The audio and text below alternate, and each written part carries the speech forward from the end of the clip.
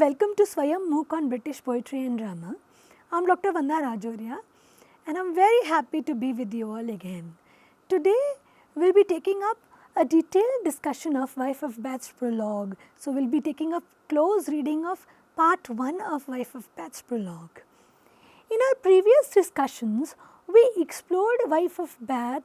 We saw and witnessed her as Chaucer's most memorable creations, a woman who speaks boldly of her choices, of her desires and her views on marriage. So today, as we move into a close reading of her prologue, we will be taking up lines number 1 to lines number 451 for better understanding. So as we take this up, consider this. Think about these questions. Why did Chaucer create such a vivid and outspoken female character in 14th century? Was he mocking her or giving voice to the truths of his society, which preferred silence? Is Alison, which is name of Wife of Bath, just an object of entertainment, or she is a mirror held up to the medieval ideas of gender, power and morality? So keep reflecting upon these questions and see how they echo across time even today. So as we listen to the powerful, bold, unapologetic voice of Alison, we hear not only her, but we also hear the internal tensions, hypocrisies and struggles of a world where women were expected to be silent. So in today's session, we will try to examine lines number 1 to 451 for better comprehension. So we will focus on 3 themes, basically Wife of Bath's argument about the idea of marriage, her understanding about the idea of virginity, and this, remember, is a very important thematic consideration, because in Wife of Bath's time, while polygamy was acceptable for males, it was not acceptable for females. So marriage, then the idea of virginity, and then the idea of female desire and sovereignty. These are the 3 prominent thematic concerns which will come out very powerfully as we will look at the argument which Wife of Bath seems to be raising in these lines. So we will reflect upon the ideas of desire, power and sovereignty as she makes us think and ponder upon them. But before we dive into the session, let us look at the learning objectives. Let us look at the anchors for today's session.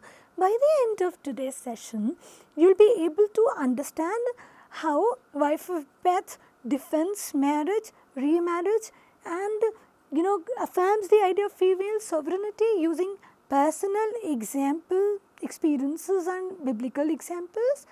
How you'll be able to understand how Chaucer uses mock sermon style, weaving it with irony and satire in shaping a powerful voice. You'll also be able to analyze how she challenges virginity, the ideal of virginity, and exposes the double standards of the society of the time as far as gender concerns. Then we will be able to evaluate how she subverts medieval moral codes and asserts female desire and power. We will also be able to reflect on why Chaucer gives her such a long and complex prologue. Remember, her prologue is longer than her tale. In a way, it invites us to question the authority, the morality and the idea of gender role as it was evident in his times. So before we take up a detailed discussion of the lines number 1 to 451, let us quickly recapitulate the Wife of Bath's story. Let us closely look at the character of Wife of Bath to effectively begin. So what is it that her story reveals? Wife of Bath, or Alison, is basically Chaucer's most vivid creation, a wealthy cloth maker from Bath very bold, experienced, unafraid to speak of her mind. She tells us that she has been married 5 times, and in a time where women could not have married more than once, but she doesn't make an apology for it. She defends her right to marry and remarry often, and also to seek pleasure and to get an upper hand in marriage, and she uses biblical examples, to supplement what she claims to have understood through her experiences. She openly describes how she controlled her first 4 husbands through wit, through charm and clever arguments. How she kept mastery in her hands, making them serve her needs and always complaining to them. But then comes a striking confession, one that reveals much about her human complexity, which basically connects her to the larger humanity. All of us long for love and eternity, in fact lasting love. So, of all her husbands, she tells us that she loved only her 5th husband, Jenkin, and yet it was Jenkin who treated her the worst. He was much younger than her. He mocked at her. He read her from, what you would say are misogynistic books, Book of Wicked Wives kind of books, and in fact even struck her once during a quarrel, leaving her deaf in one ear. Now, Wife of Bath's prologue gives us a paradox. The man who mistreated her most is the one whom she loved the most, and through this, Chaucer invites us to reflect upon the painful and unpredictable nature of love and the struggle for power in marriage. Her story therefore is not just about pleasure or sovereignty or desire. It is about the contradictions which are there in all of us, the desire for mastery in love, but also love, desire for power, but also for appreciation. She talks about how she gains power, but also talks about how she loses her heart and to whom she wounds her so badly. So, without wasting time, let us begin our close reading of part 1 of the prologue, Wife of Bath's prologue. So, listen very carefully to the discussions and think about it, how she defends her life, how she blends humor, great argument and raw honesty to make a forceful, prologue, and what does her voice teach us about gender, about love and about power. So, how does the prologue begin? How does it sound? Remember, experience though no authority were in this world is right enough for me to speck of woe that is in marriage. The opening lines of Wife of Bath's prologue, experience though no authority, what is it that she asserts? Though the world considers experience not an authority, but it is that very experience which gives her authority to talk.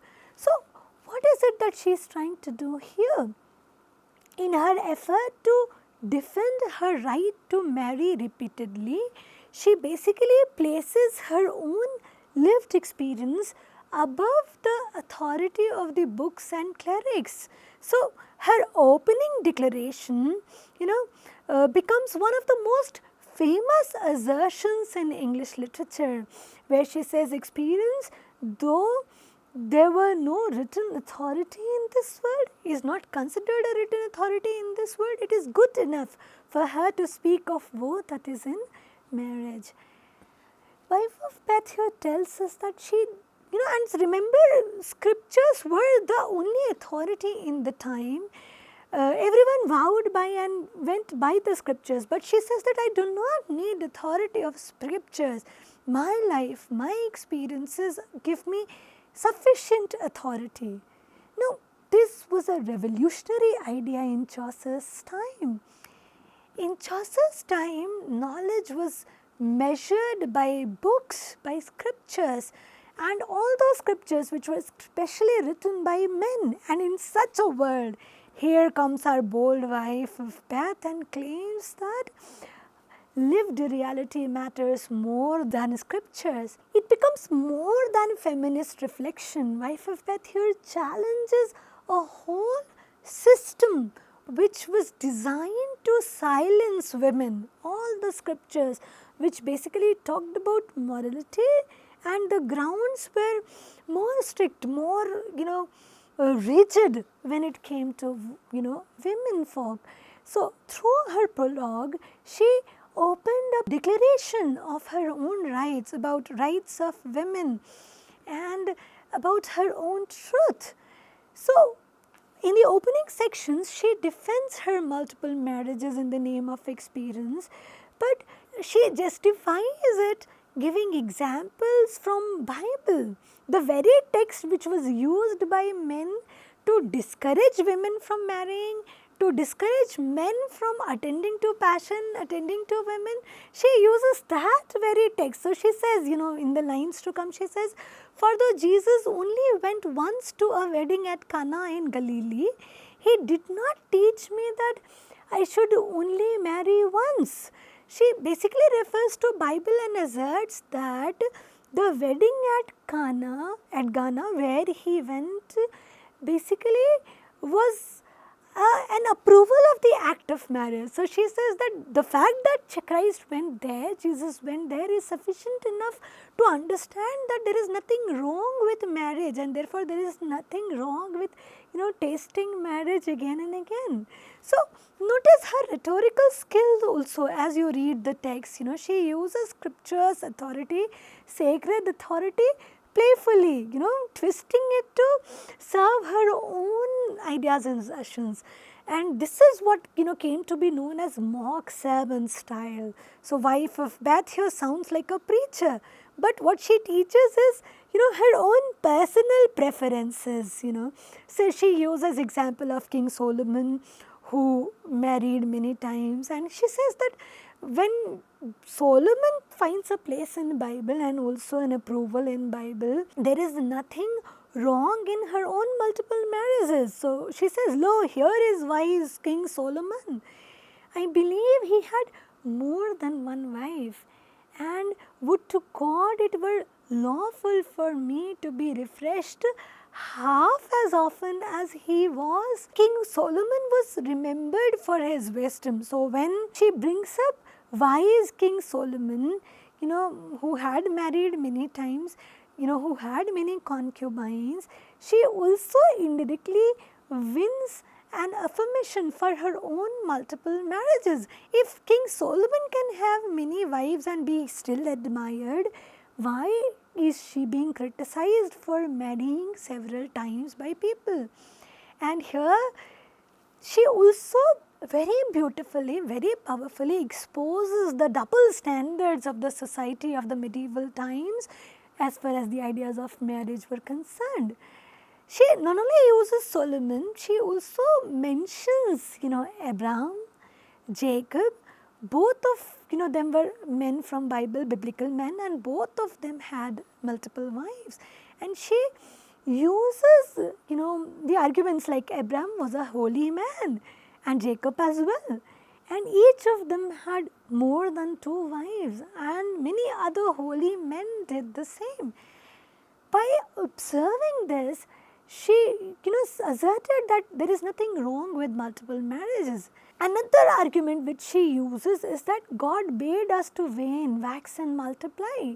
So she used Genesis as an example to affirm that there was nothing wrong as far as Bible and its standards were concerned about marriage, because God wanted us to further the creation, and because through marriage, through sexual indulgence activity, we can create and multiply, and therefore there is nothing shameful about it, because by doing it we are only fulfilling God's law. She very powerfully and ironically also, because all these arguments were earlier used against women, she argues that sexuality in marriage is not just permitted, it is also divinely commanded. Now this is a very bold reimagining of the Christian teachings, a whole teaching of the Bible, because the letters of Saint Paul, Saint John, which he uses, all these letters, what is it that they did? They discouraged the idea of, sensual indulgence, idea of sexual affiliations. In fact, in the letters, what is it that these saints prescribed? That man should always refrain from bodily pleasures. But the desire is experienced, then it is better to seek fulfillment, because by suppressing desires, one cannot be through them, and therefore one cannot overcome them. So, if you must experience pleasure, then you should marry, you should experience it one. So, she uses these letters in a way, twisting and turning the argument to affirm her own views. She said that when did God, condemn virginity? She asserts that where did God ever command virginity? Now, this is something very interesting. She says, tell me where, I ask you. You need not look hard in the Bible, I'll take a good heed of it. So, she basically uses these letters and examples to prove something which is otherwise, and this is the beauty of, logic. Same logic can be used to affirm an argument and to question an argument. So, she challenges the ideals of virginity which were so much highlighted in her time, and she asserted that God never commanded it for all people. She compares herself to barley bread, coarse but useful, as opposed to virgins.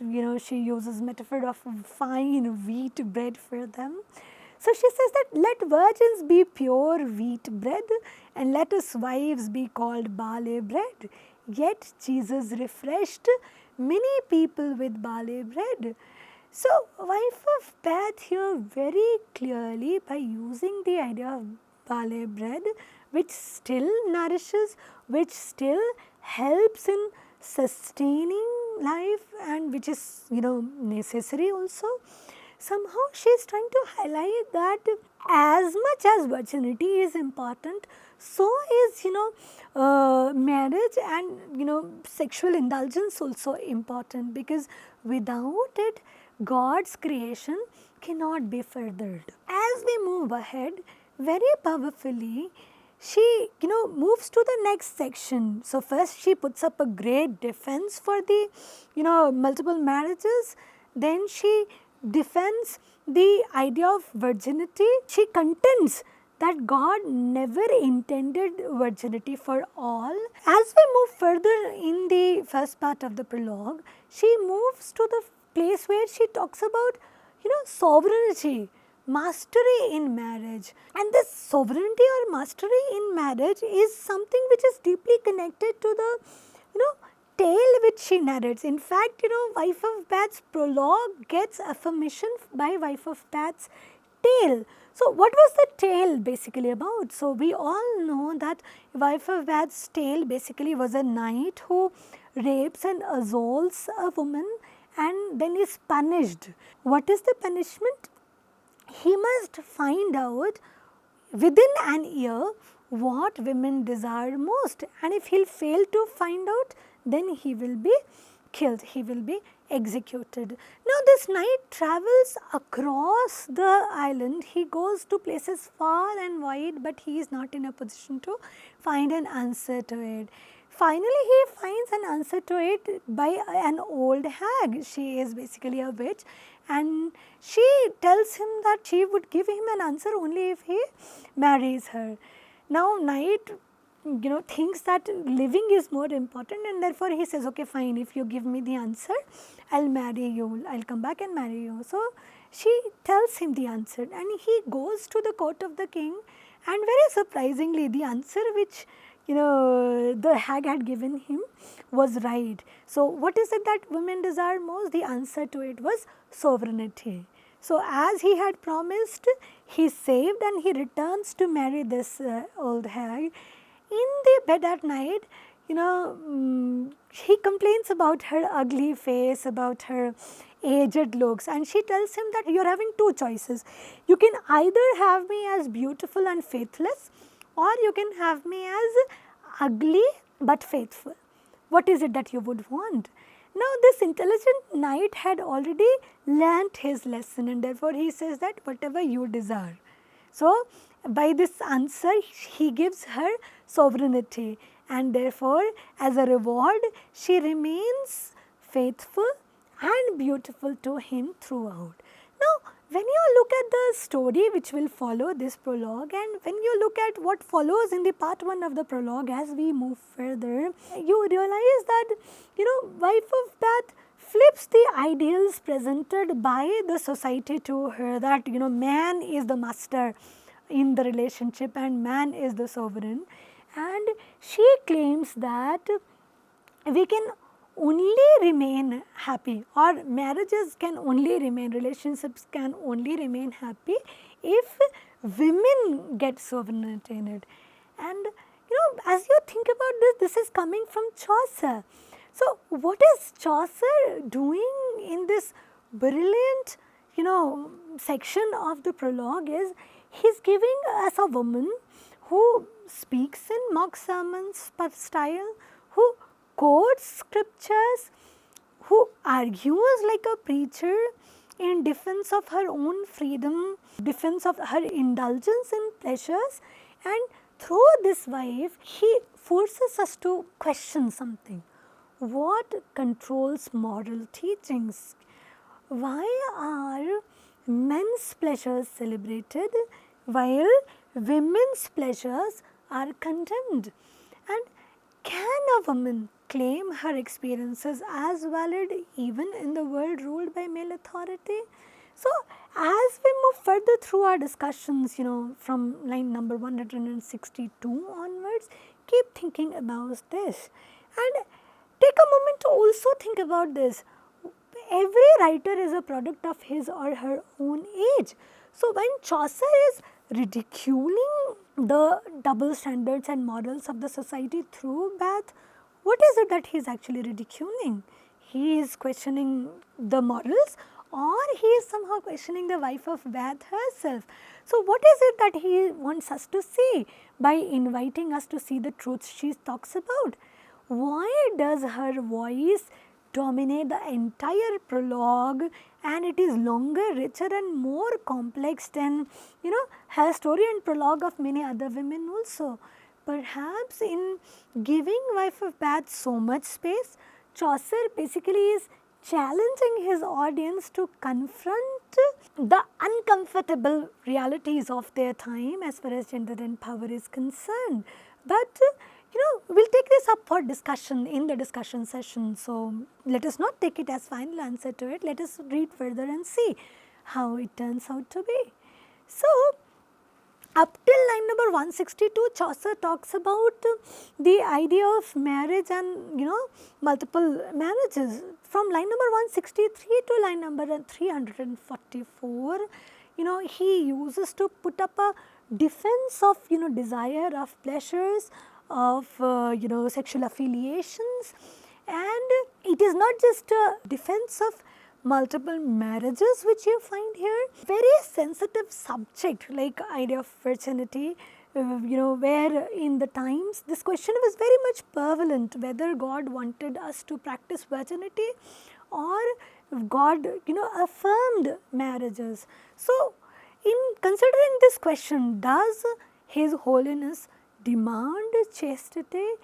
Chaucer is actually addressing a very important question, and the section basically challenges the moral ideas of the times very wittingly, using logic, using scriptures. So up to now it must be clear to you that wife of Bath's position on virginity is that she doesn't think it to be necessary at all, and she begins with a respectful nod when she starts making her case. She says, I do not begrudge virginity to anyone. Let virgins be pure white bread, and let us wives be called barley bread. But by highlighting that wheat bread may be finer, but barley bread feeds more people. Thousands and thousands of people survive because of barley bread, wife of Beth is reminding us that we all ordinary wives are as important and vital to this world as those holy virgins whom you worship. So she turns to a spiritual metaphor and she uses it to basically affirm her practical earthly argument. And what is the command which she uses? That Bible commanded us to increase and multiply. That noble text, wife of Bath using very wittingly, the argument says that noble text I well understood. And this is, really, ironical because she is interpreting the text reverse. She refers to Genesis and she says that basically it affirm the idea of marriage, affirm the idea of sexual activity. Instead of, while she is talking about this, what is it that all of us are thinking? Celibacy is what Bible upholds. And she says that yes, celibacy is higher good, but marriage also fulfills God's law. So she compares herself and all the wives as very important tools in the God's plan. She says, I am not perfect, but I am God's instrument to increase this world and I work as He commands. So, and then all these lines which follow, they basically mimic the style of Bible, of biblical sermons, and therefore they they shock the readers even more. They shock the listeners also even more. Throughout the Wife of Bath's prologue, the sections which follow, Chaucer gives us, what would be more than just a comic character. Wife of Bath is bold, she is witty, she is confident, she is assertive, and by using her, he gives us a woman who basically becomes representative of her entire race. And in a way, Chaucer is trying to, assert that honesty is preferred to hypocrisy, to deceit. So, when you listen to her, when you listen to the questions of power, about gender, about patriarchy, keep thinking about these questions because these questions spread out in the entire literature. So, this is where we wind up our discussions of Wife of Bath's prologue today. In our next session, we will continue with lines number 452 to line number 856, where Wife of Bath moves from personal argument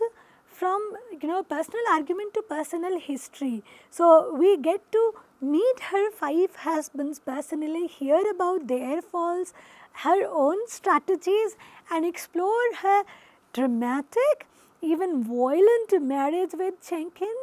So, in part first, it was all theory. Part 2 basically becomes lived reality. So, as we wait upon it, I encourage you to read these lines beforehand so that when we actually take up the discussions, you are in a position to associate and relate to the ideas about how her personal experiences strengthen or complicate the bold claims that we have explored today. This is all for today. See you in the next session. Thank you.